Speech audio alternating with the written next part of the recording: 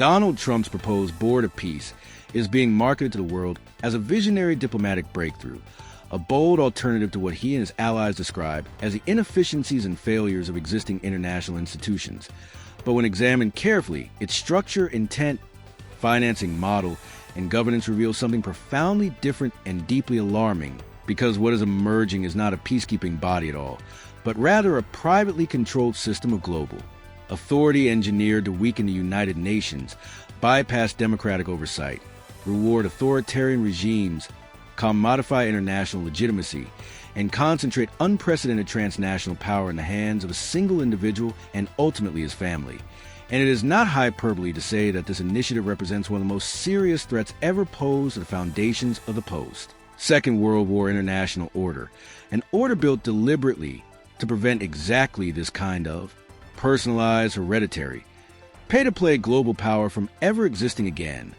The pretext for Trump's so-called Board of Peace traces back to United Nations Security Council Resolution 2803, adopted in November 2025, which authorized a narrowly defined and strictly temporary administrative mechanism to oversee a ceasefire framework and reconstruction coordination process for Gaza, a resolution that was explicitly transitional, explicitly limited in jurisdiction, explicitly bound by international, humanitarian law, and explicitly designed to dissolve once the Palestinian Authority could resume its governing role. And at no point was this resolution intended to justify the creation of a permanent institution, let alone a global one operating for profit and detached from the UN system. However, what Trump produced in response bears virtually no resemblance to that mandate, because instead of establishing a UN-linked mechanism accountable to member states and international law, Trump's legal team drafted an entirely new treaty-based international organization with its own independent legal personality, deliberately separated from the United Nations, the United States government, Congress, the American Constitution, and any system of democratic accountability whatsoever. An organization that borrows the language of peace while rejecting the legal foundations that make peace mechanisms legitimate, although it adopts the name Board of Peace, and even imitates UN symbolism through a globe and laurel emblem redesigned in gold and stylized to center North America in unmistakably Trumpian fashion.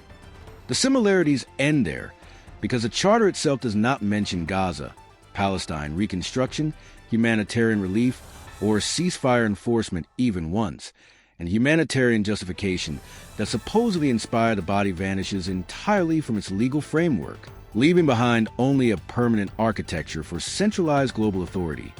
As nations around the world reportedly received invitations and notices encouraging participation, many rushing to express interest amid diplomatic uncertainty. The project moved rapidly toward what Trump himself described as an official formation of the Board of Peace, an event framed not as an international negotiation, but as a business-style launch meeting. At the core of this structure sits Donald Trump not as a representative of the United States, not as a temporary office holder, not as a rotating chair, selected by member states, but as a private individual named directly and personally in the charter as chairman with no term limit, no removal mechanism, and no accountability clause, meaning that all authority flows upward to one man alone. Under the draft rules, no decision, regardless of how unanimous member states may be, has legal force unless Trump personally approves it. No state may join without his consent. No member may remain if he chooses otherwise. No funding may be dispersed without his authorization, and no reform may occur unless he allows it, effectively transforming sovereign nations into petitioners before a single private figure. Even more alarming is explicit provision granting Trump the sole power to designate his successor, a clause that openly contemplates transferring authority to his son Donald Trump Jr. or another chosen heir, thereby converting what claims to be an international peace institution into something disturbingly close to a hereditary global authority, a dynastic structure entirely alien to modern international law. This concentration of power is not an oversight or drafting error, but the central design principle itself, because the Board of Peace is structured to outlive elections, governments, constitutions, and even the American presidency, meaning that even if Trump were decisively rejected by voters or permanently barred from public office, the organization will continue to operate above the state system under his personal control or that of his chosen successor, creating a parallel center of international authority beyond democratic reach. In such a scenario, a future elected president of the United States could find American foreign policy constrained, pressured, or even extorted by a private Trump-led body claiming global legitimacy. And under the organization's proposed rules, even the United States itself could theoretically be expelled unless it complied with financial and political demands, an inversion of sovereignty so extreme that it subordinates the presidency to a structure created by one man for his own benefit. Trump has openly suggested that once fully formed, the board will be able to do pretty much whatever we want while operating in conjunction with the United Nations, language that reveals the true intent not to strengthen the UN but to overshadow it, treating it as a branding partner rather than a governing authority, while positioning the Board of Peace as the real power broker. The financial architecture exposes the danger. Even more starkly, because permanent membership reportedly requires a $1 billion entrance fee paid into funds controlled by the chairman himself, with no independent oversight, no public accounting standards, no international auditing mechanism, and no guarantee that funds are used for humanitarian or peacekeeping purposes. And even after payment, membership can be revoked unilaterally at Trump's discretion without appeal, arbitration, or refund, a system utterly incompatible with international treaty law and more closely resembling a protection racket than a multilateral institution. This model institutionalizes legalized bribery under the language of diplomacy, transforming peace into a commodity purchased through access fees, influence into a subscription service, and legitimacy into a transactional asset that can be bought, renewed, or revoked based on loyalty rather than law, creating an environment in which states are incentivized to pay repeatedly to remain in favor, to avoid expulsion, and to secure influence. Such a structure inevitably advantages authoritarian regimes because dictatorships can mobilize vast sums instantly, suppress domestic opposition, bypass legislative scrutiny, and align national policy with the preferences of a single powerful individual far more easily than democracies can. While democratic states face parliamentary approval processes, judicial review, transparency requirements, public debate, and electoral accountability that make rapid financial compliance difficult or politically impossible, turning democratic governance into a disadvantage within a loyalty-based system. The result is a global order that systematically rewards oppression and punishes rule of law, in which freedom, transparency, and accountability become barriers rather than virtues. Early expressions of enthusiasm from governments with long records of authoritarianism, corruption, or human rights violations underscore this reality. As such, regimes see in the Board of Peace an opportunity to bypass the UN's human rights mechanisms, avoid international scrutiny, purchase diplomatic rehabilitation, and secure personal relationships with a chairman that shield them from accountability. By contrast, institutions designed after World War II, the United Nations, the International Court of Justice, the Geneva System, were intentionally structured to disperse authority, limit individual power, prevent dynastic control, and ensure that no single leader could dominate global governance, principles born directly from the catastrophic lessons of the 1930s and 1940s. The Board of Peace reverses those lessons entirely, replacing multilateralism with personalism, law with loyalty, institutions with branding, and accountability with inheritance. And in doing so, it threatens to normalize a new model of global governance in which wealth substitutes for legitimacy and charisma substitutes for consent. Perhaps most disturbing is the psychological dimension of the project, because by presenting this system as peace, it cloaks authoritarian power accumulation in moral language, exploiting the universal desire for stability to justify structures that undermine it, and by invoking humanitarian crises as rhetorical entry points, while removing them from the legal framework entirely, it transforms suffering into marketing rather than obligation.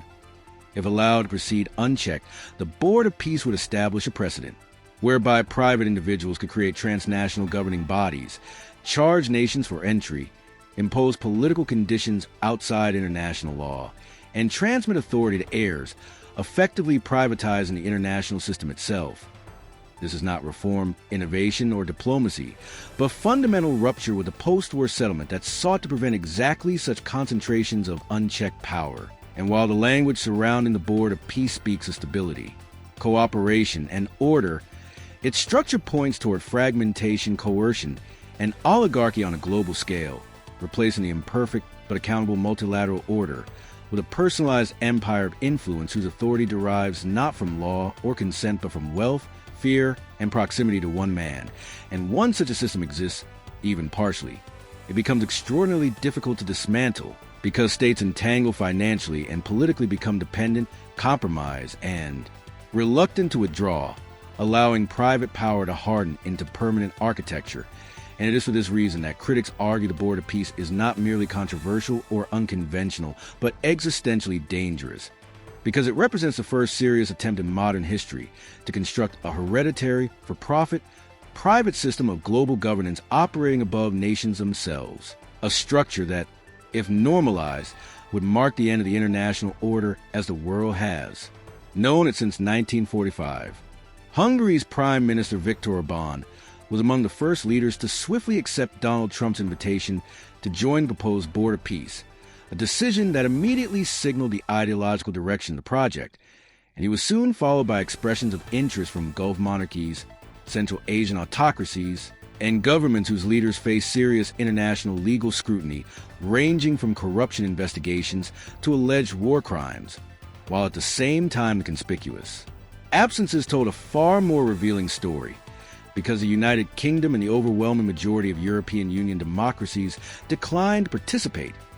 issuing unusually blunt statements warning that the initiative raised grave concerns regarding legality, accountability, sovereignty, and its overt attempt to undermine established multilateral institutions such as the United Nations. And these governments understand precisely what is at stake, because once international law becomes optional, rather than binding, it ceases to protect anyone, powerful or weak alike. This is a precise mechanism by which the United Nations can be hollowed out without ever being formally abolished, not through dramatic withdrawal or open confrontation, but through the quiet construction of a parallel authority that drains legitimacy away from collective institutions and redirects allegiance toward a privately controlled alternative, where states do not defect because the UN disappears, but because loyalty to a private board promises protection, favor, economic advantage, or even immunity from accountability. And Trump himself has openly floated the idea that the Board of Peace could one day replace the United Nations entirely, repeatedly dismissing the UN as ineffective, outdated, and unnecessary while boasting that he never bothered consulting it during his previous presidency. Language that reveals not reformist intent but outright displacement, not improvement but substitution. The replacement of law with loyalty and rules with personal relationships. International law rests on a foundational principle established after World War II that sovereign states are equal under the law and bound by rules they collectively negotiate and consent to. But the Board of Peace rejects this premise outright, because under its structure states are no longer equal actors within a legal system, but clients competing for favor within a hierarchy controlled by a single chairman, and decisions are not binding because they emerge from law, consensus, or treaty obligation, but because one man permits them to take effect, reducing diplomacy to permission and sovereignty to subscription. Trump himself has repeatedly framed this as a virtue rather than a danger, boasting publicly that he ended multiple conflicts without consulting the United Nations at all, ridiculing the institution and implying that international cooperation is unnecessary when power can be exercised personally. And while such statements are often delivered with humor or bravado, they reveal a worldview fundamentally incompatible with democratic governance, one in which authority flows not from institutions, but from personality. And it is precisely this worldview that the Board of Peace seeks to encode permanently into global structure. The proposal thus constitutes a direct assault on the international order by subordinating state decision-making to the personal jurisdiction of the Trump family, a transformation Trump himself frames grandly as something very unique for the world, insisting that the project is not about the United States at all, but about reshaping global governance itself, positioning himself not as a national leader, but as a planetary arbiter. The danger, however, extends far beyond institutions into the realm of norms, because the Board of Peace normalizes the idea that power need not be accountable to voters, that wealth can replace legitimacy, that hereditary succession is acceptable if marketed as stability, and that peace can be administered by elites rather than secured through rights, justice, and law. Trump's rhetoric surrounding the board consistently reinforces this worldview, as he speaks in sweeping absolutist terms about ending all wars, reshaping the world and delivering a glorious and everlasting peace, elevating himself as a central figure in a civilizational narrative while surrounding attendees with flattery, declaring them stars, the most powerful and important people on earth, language far more characteristic of authoritarian patronage systems than democratic diplomacy. He frequently jokes, and then half-jokes, about dictatorship, about ruling decisively without constraint, about bypassing institutions that slow him down, and while such remarks are often dismissed as theatrics, the Board of Peace represents the infrastructure required to make those impulses permanent, because once democratic norms are abandoned at a global level, they do not spontaneously reassert themselves. They erode steadily, setting new expectations of power that future leaders inherit. Nowhere are the consequences of this transformation more stark than for Palestinians themselves, whose suffering was repeatedly invoked as the moral justification for the entire initiative. Yet, despite this origin story, Palestinians are reportedly relegated to marginal advisory roles within the board's framework, excluded from real decision-making authority while substantive power rests with foreign elites, political appointees, financiers, and diplomats with no democratic mandate from the people most affected, turning Palestinian rights into a footnote in a much larger struggle for influence, prestige, and control. In this structure, peace becomes branding rather than justice. Reconstruction becomes leverage rather than obligation, and humanitarian language becomes marketing copy deployed to legitimize power consolidation. Stripped of rhetoric, the Board of Peace reveals itself not as a peace project at all, but as a permanence project, an attempt to ensure that Trump's influence does not end with his presidency, that it survives elections, investigations, accountability, and constitutional limits, transforming political power into a durable asset transferable across generations. It is about replacing a rules-based international system with a personal one, and about teaching future strongmen that institutions exist not to be respected, but to be captured, repurposed, and monetized. If this model succeeds even partially, its consequences will extend far beyond Donald Trump himself, because it will establish a precedent that future demagogues across the world will eagerly imitate, asking why they should submit to international law when private authority is easier, why they should tolerate oversight when loyalty can be purchased, and why they should accept constraints when money and personality can buy exemption. Once such a lesson is learned, it cannot be unlearned, because the idea that global governance can be privatized fundamentally alters expectations of power. This is why democratic governments are alarmed, why constitutional scholars are raising warnings, and why international law experts describe the project as unprecedented in modern history. Because it is not merely another controversial proposal or ego-driven spectacle, but a structural threat to democratic governance worldwide. The Board of Peace replaces rules with rulers, equality with hierarchy, accountability with inheritance, and peace with payment. And rather than delivering stability, it risks accelerating the collapse of the very system designed to prevent global chaos, undermining the fragile architecture that has restrained interstate conflict for nearly 8 decades.